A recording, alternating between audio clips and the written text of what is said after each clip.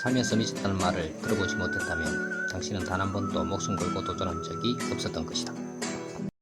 안녕하세요. 도전88입니다. 내년부터 달라지는 농지연금에 대해서 알아보도록 하겠습니다. 내년부터 고령 농업인 노후생활보장 용도로 활용되는 농지연금 가입 연령 기준이 이것이 중요하겠죠. 그죠? 만 65세에서 만 60세로 낮아지고 가입 요건도 완화됩니다. 오랜 기간 농업에 종사한 농업인에게는 월 지급금을 추가로 지급합니다. 한국농어촌공사는 내년도 시행을 목표로 농지연금 가입 연령 인하와 우대 상품 도입 등 농지연금 제도 개편을 추진한다고 10월 21일 밝혔습니다. 2011년 첫 도입한 농지연금은 지금까지 누적 가입 1만 9천여 건, 월 평균 지급액은 95만원으로 고령 농업인의 노후 생활을 보장하는 도로 사용됐지만 가입 조건 완화와 상품 개선 필요성이 제기되어 왔습니다. 따라서 내년부터 농지연금 가입 연령 기준이 만 65세에서 만 60세로 낮아집니다.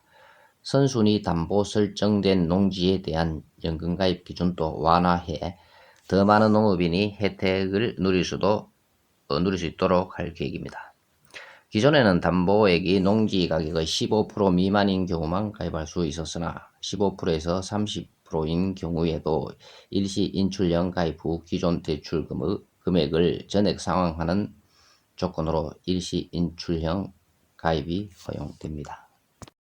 이 부분이 무슨 내용인지 잘 알 수 없는 분도 계시겠죠. 그래서 쉽게 풀이하자면, 자, 농지 땅을 가지고 대출을 냈단 말입니다. 그래, 대출 금액이 감정평가 금액의 15% 미만인 경우만 이제 가입할 수 있었다는 얘기죠. 그런데 이제 완화해서 15%에서 30%인 경우도 가입할 수 있다, 이런 내용입니다. 그래서 내가 뭐 한 30%, 그러니까 감정평가 금액의 30%를 대출냈을 때도 가능하다, 이런 이야기겠죠. 그 대신에 이제 일시 인출형 가입을 해가지고, 일시 인출형이란 금액의 총 금액의 30%까지 먼저 이제 한꺼번에 받는다는 내용입니다. 1억이면 3천만 원까지 미리 받을 수 있다는 이런 내용이거든요. 그래서 이 30%를 먼저 받아서 그 기존 대출금을 갚아버리면 된다. 그러면 이제 가입 조건이 된다. 뭐 이런 내용이 되겠습니다.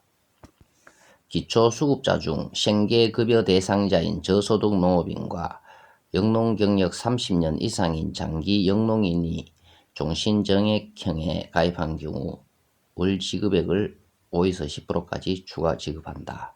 자, 이 부분도 무슨 내용이냐 하면 영농경력이 30년 이상이 된다. 인 사람이, 그죠? 저소득 농업인과, 그러니까 영농 경력이 30년 이상인 그 장기 영농인이, 그러니까 일시 인출형이 아니고 종신 정액형, 그 종신이라 한 늙어 죽을 때까지 이런 말이죠, 그죠? 정액형을 가입한 경우에는 월 지급금을 5에서 10%까지 추가 지급한다. 그래서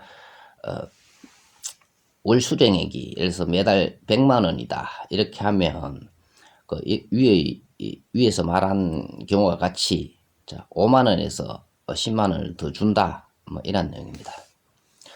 상품 전환과 중도 상환을 허용하고 연금 수급권 보호를 위한 부기 등기 및 신탁 등기 방식도 도입할 계획이다, 뭐 이렇게 되어 있습니다.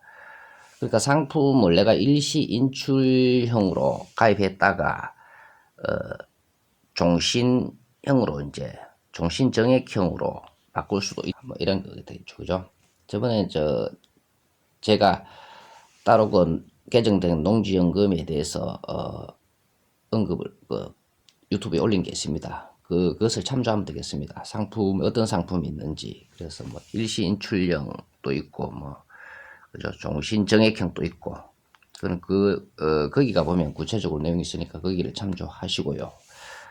자, 계속하겠습니다. 상품 전환을 위한 약정 변경을 가입 후 3년 내 1회 할애 상품 전환이 가능해지고, 가입자가 원하면 연금 채무액 중도 상환을 3년에 1회씩 허용, 채무 부담에 따른 해지를 방지한다. 그래서 농지연금을 가입했다 해서 해지를 못하는 게 아닙니다. 어떨 때 해지하는 게 유리하냐 하면 땅값이 계속 오르면 차라리 해지를 해버리고, 해지를 한다는 것은 상환을 해버려야 되겠죠. 그죠? 이제금 받았던 금액을, 연금을 모두 상환해 버리고 그것을 팔아버리면 됩니다. 그래서 이때는 해지하는 것이 유리하겠죠. 그죠? 그래서 또한 뭐 상품 전환은 아까 이야기했죠. 그죠? 일시 인출형을 하다가 종신으로 바꿀 수도 있다. 종신 정액형으로 이제 바꿀 수도 있는 게, 이것이 이제 상품 전환이라고 말씀드릴 수가 있겠습니다. 농지연금 담보 농지에 대한 부기 등기를 의무화하고 신탁 등기 방식을 도입해 가입자가 사망하면 배우자의 연금 수급권이 원천 보호되도록 개선이 됩니다. 가입자가 사망하면 배우자가 연금 수급권을 가지게 됩니다. 근데 예전에는 100% 보호를 받지 못했으나 바뀐 법은 원천에는 다 알죠. 그죠? 아예 본래 자연스럽게 보호된다. 뭐 이런 내용이 되겠습니다.